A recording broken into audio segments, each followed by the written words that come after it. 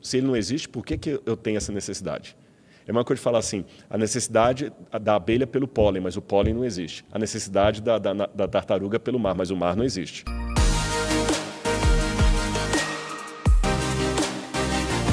E ele foi me provar que Deus existe, Usando toda a parte de filosofia, metafísica e tal. A metafísica é incrível. O que você acha dessa? Tem uma relação com... Eu não estou sabendo aqui. Estudei metafísica quando eu fiz filosofia. E a metafísica é a matéria que não tem como o camarada estudar aquilo honestamente e falar que não tem um Deus. Que a metafísica é justamente a doutrina do ser. O que é o ser? Né? Esse elemento que chamamos de ser. Né, os acidentes se assentam na matéria. Por exemplo, não existe o vermelho.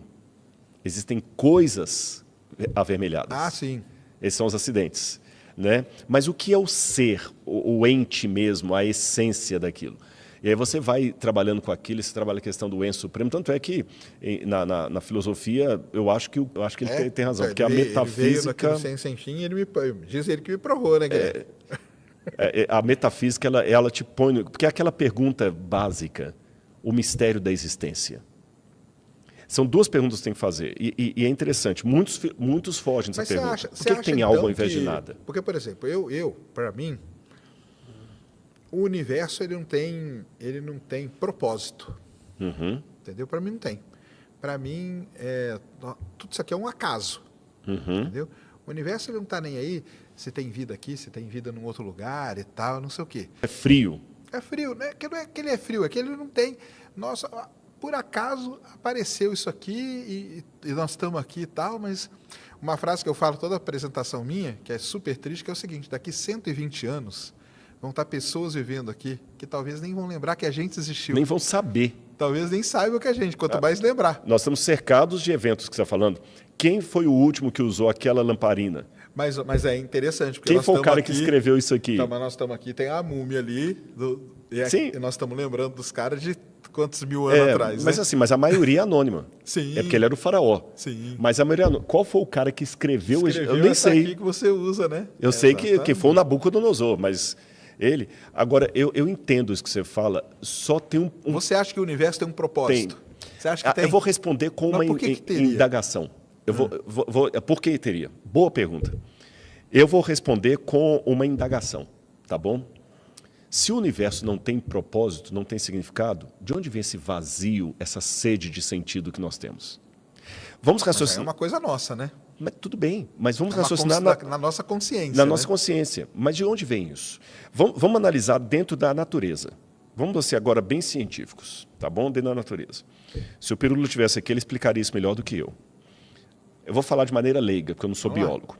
A tartaruguinha do mar, ela nasce sabendo que o lugar dela não é na areia.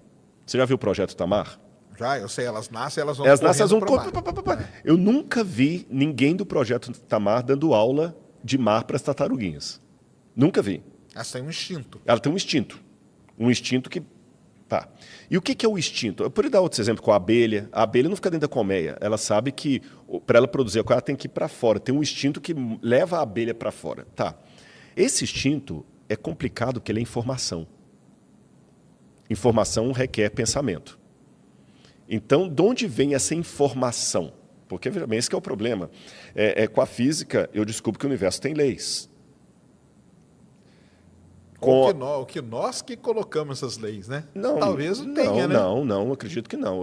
Aí nesse ponto eu vou ser mais cético do que você. Porque a gente convencionou essas leis, Não, né? A lei de gravidade ninguém convencionou, ela está aí funcionando. Então, você pode ter dado um nome para ela. É isso que eu estou falando. Você deu um nome para ela. Nós chamamos de gravidade, mas as coisas mas elas estão aí. Ou estão seja, o vocabulário não anula a existência de. Sim. Ele dá nome ao que existe. Tá certo? Então, eu posso falar que eu convencionei a Lei Maria da Penha. Porque isso foi uma lei dada aqui, que se o camarada bater na mulher, isso foi convencionado, tá certo. Agora, a lei da gravidade, ela não foi convencionada, ela foi descoberta e denominada, os próprios números. Então, olhando na natureza, o que eu descubro? Nós temos uma tendência a buscar fora do meu organismo algo que o meu organismo precisa para sobreviver. Se esse algo não existisse, meu organismo teria morrido. Certo. Tá certo? Ou seja, se a abelha busca o pólen, é porque o pólen existe em algum lugar. E eu nem vou entrar no mérito quem que fez isso, mas olha que matemática absurda. A abelha nasce com a sensação, preciso do pólen. Ela nem sabe o que é pólen, mas ela sai e vai buscar, encontra e traz. O pólen existe. Se o pólen não existisse, a abelha já teria sido extinta. A tartaruguinha do mar, ela nasce com o instinto de buscar o oceano. Se o oceano não existisse, ela já teria morrido. Então, com esses dois exemplos e dezenas de outros que eu poderia dar, tudo aquilo que o meu organismo precisa para essencialmente viver de maneira plena, não apenas sobreviver, existe em algum lugar fora de mim. Ah, sim. Ok? Muito bem. Da mesma maneira que a tartaruga tem essa necessidade, a abelha tem, eu também tenho necessidade por sentido. Mesmo que ele não exista, eu quero dar um sentido. Eu quero dar um sentido.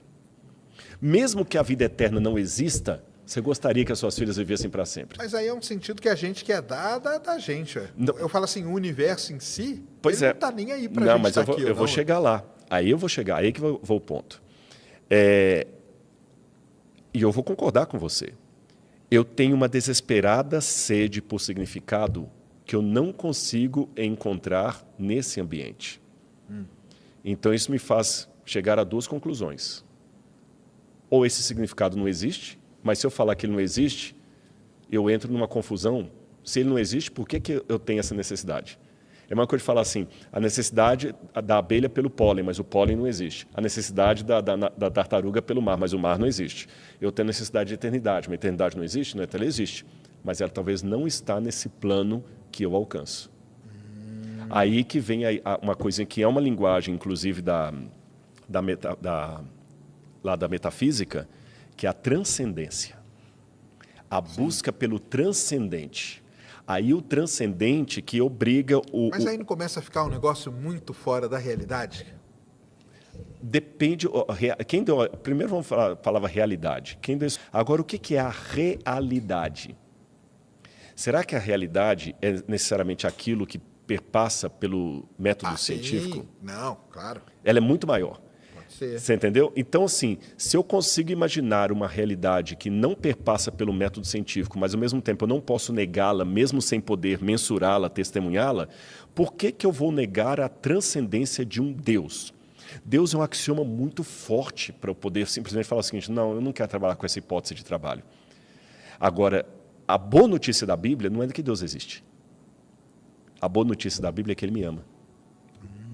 Porque Ele podia existir sem um brincalhão cósmico. Ele me ama, então Ele entrou na história humana. E aí que é o problema, que a religião às vezes parece pequena demais e até ridícula aos ouvidos de alguém como Bertrand Russell, Richard Dawkins e outros mais. Por quê? Porque para Deus entrar no nosso mundo, Ele teve que se diminuir. Tão grandioso que a única maneira de Deus ser compreendido é se Ele diminuir. Porque se Ele não diminuir... Por exemplo, qual seria a dimensão de Deus? Se Ele é um ser que antecede o espaço, o tempo... Teria que ser uma dimensão que a gente não conhece. Que não conhece. É isso aí. Isso aí, sim. Mas para Ele poder ser compreendido por mim... Ele reduzir a nossa dimensão. Só que quando Ele se reduz, Ele parece muito pequeno. Tem um autor, Philip Yancey, que ele conta que um amigo tinha Mas aí como que vocês lidam com isso? De Deus ter reduzido? De Deus se reduzir a nossa dimensão, assim. Porque aí eu pude olhar para ele e entendê-lo. Enquanto Enquanto tinha um amigo que tinha um aquário de peixes do mar. E era um trabalhão. O pH da água tinha que ser muito exato, aquela coisa toda, a salinidade, dava um trabalhão. Mas toda vez que chegava o carão lá, os peixes corriam dele. Às vezes ele ia só jogar comida, os peixes corriam. Aí um dia ele reclamou, falou assim, poxa rapaz, esses peixes eu gasto tanto para mantê-los aqui e eles correm de mim. Outro falou assim, é porque você está muito grande para eles, parece um Deus. Então como é que eu faço? Ele falou, tem um jeito. Se você virasse um peixe... Aí você poderia alimentar eles. Eles não iam ficar com medo de você. Entendi. Mas eles também poderiam te rejeitar. E esse é um ponto vulnerável de Deus. Deus, Ele pode ser rejeitado. É o único ponto vulnerável de Deus. Entendi. Ele não obriga. Agora, para fechar isso aqui, eu digo até uma coisa. Daqui a pouco a gente vai entrar na minha live também, viu? eu quero dizer uma coisa, até pegando você, como você tem uma experiência que eu ainda não tive o privilégio de ter. Estou em busca, eu e Laura. A paternidade. Ah, sim. Eu não tenho filhos. Por mais didático que você seja, Sérgio, por mais assim bom professor, se você tentar me explicar com equações, com quadro negro, com comparação, não dá. Se eu falar, Rodrigo, experimenta. E eu, como não tenho filho, falo, não, mas como é que é esse negócio, Sérgio? Você vai ver. Quando você tiver o seu, você vai ver. Então, com Deus é a mesma coisa. Chega um momento que a única coisa... Por isso que eu falo que Deus não precisa de advogado, precisa de testemunha. Que eu só posso dizer o seguinte, Sérgio, experimenta. Que o dia que você tiver uma relação com o transcendente, com o autor da vida, você vai ver que ele vai falar no seu coração de tal maneira que as dúvidas não vão desaparecer, como no método científico. Sim. Mas você consegue lidar bem com elas. Consegue lidar com as dúvidas. E você se sente amado, cara. Você não simplesmente ama, se sente amado. Aliás, se tem uma oração que um ateu pudesse fazer, Senhor, que Tu existas. Amém. Porque se Deus existe, cara, é bom demais. Eu estou te dando a garantia divina que ainda que as suas filhas morram, elas ressuscitarão por uma vida eterna para nunca mais sofrer nenhuma gripe. Ainda que a gente sofra nesse mundo, chegará a volta à eternidade em que nós poderemos explorar o cosmos sem nenhum Hubble. Entendi. E sentir amado. E você perceberá que o universo aparentava ser frio, mas aquele que o criou não o tornou frio. Pelo contrário, aquilo que parece ser uma mera coincidência foi de propósito, porque isso é uma coisa interessante. O universo, você sabe, melhor do que eu como cientista, que se as condições climáticas, geológicas do planeta Terra fosse isso aqui para lá, ou isso aqui para menos, eu não estava aqui. Ou seja, o ajuste fino me faz pensar que quem me colocou aqui está agindo igual aquela avózinha que você vai visitar lá e ela arruma o quarto do jeito que você gostava, ainda coloca a sua comida lá, o seu violãozinho lá. Você vê assim, o quarto não foi feito a esmo, não. Alguém preparou o quarto para a minha chegada. Então, começar, você acha que é o quê? Bom, se fosse para você, eu te indicaria assim, como você é um camarada culto e gosta de estudar, eu começaria por João. João, o Evangelho de João. Você vai ler João é um dos últimos, né? Não, mas é que tá. Você não precisa ficar preso a uma ordem cronológica. Ah, não tem. Então não tem uma ordem cronológica. Até foi bom, deixa eu explicar isso aqui para o pessoal. A Bíblia não caiu pronta do céu. Tá certo? Os livros foram sendo reconhecidos e foram colecionados ao longo do tempo. Só que quando chegou na época judaica e depois na época cristã, eles pegaram a Bíblia e resolveram organizá-la como uma biblioteca. A palavra Bíblia, inclusive, né, que significa coleção de pequenos livros. Porque, lembra que eu te mostrei lá fora do Museu Papiro? Uhum. Pois é. O papiro, em egípcio, era onde a gente fazia as plantas, né, era Alset. Esse é o nome egípcio. Só que o papiro, quando ele era exportado, melhor dizendo, para os mundos de fala grega, eles traduziam a palavra papiro por biblos, que era o nome do porto fenício de onde exportava. Sabe aquele negócio do porto que o pessoal sai dali? Igual o pessoal fala Colgate, Gillette, sei. O nome do produto vira o nome da marca? Pois é, então, como o papel saía daquele porto ali, eles chamavam de biblos. Ah, você vai comprar biblos? Biblos. E o livro também era chamado de biblos. Biblos. Então, quando você fala um livro, é um biblos, miá biblos. Quando são vários, Quando são vários, aí não, biblioi. Ah, tá. Biblioi. Vários livros. Então, tria biblioi. Só que quando você fala de um livro pequenininho, biblion. Livrinhos pequenininhos, biblia. Na ciência, você faz isso também, quando você faz Claro. do grego ali. Então, Bíblia significa uma coleção de pequenos livros. Aí, como são 66 no cânon protestante, e você tem 7 livros a mais no cânon católico, que são os deuterocanônicos, que os protestantes chamam de apócrifos, não vou entrar no mérito da questão, resolveu-se, então, organizar essa biblioteca em livros. Então, os 5 primeiros livros da Bíblia são chamados de Pentateuco, Penta, os 5 livros de Moisés, Teokos significa prateleira, os 5 livros, o Pentateuco, a lei.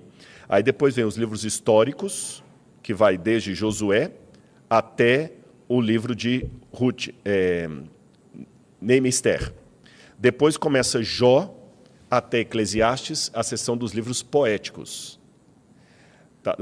Cantares poéticos. Depois de Isaías até Malaquias, proféticos. Então aqui eu tenho as áreas do Antigo Testamento. O Pentateuco, livros históricos, poéticos e proféticos. Caramba. No Novo Testamento, 4 contam a vida de Jesus, os 4 evangelhos. Atos conta a história da igreja, então tem evangelho e Atos. Depois vem as epístolas, que são as cartas que Paulo escreveu para as igrejas, João escreveu, terminando com o Apocalipse. Então assim que seria a divisão da Bíblia como um todo. Entendi. Mas começando por João, é uma boa pedida. Gente, quem acha que o Sérgio deve começar a ler a Bíblia pelo João? Eu vou fazer uma promessa aqui. Eu vou mandar uma Bíblia de presente para o Sérgio e vou marcar para ele ler o Evangelho de João. Pronto. Só para ele começar a ler a Bíblia? Acho que leio, sim. Lê sim, leio. É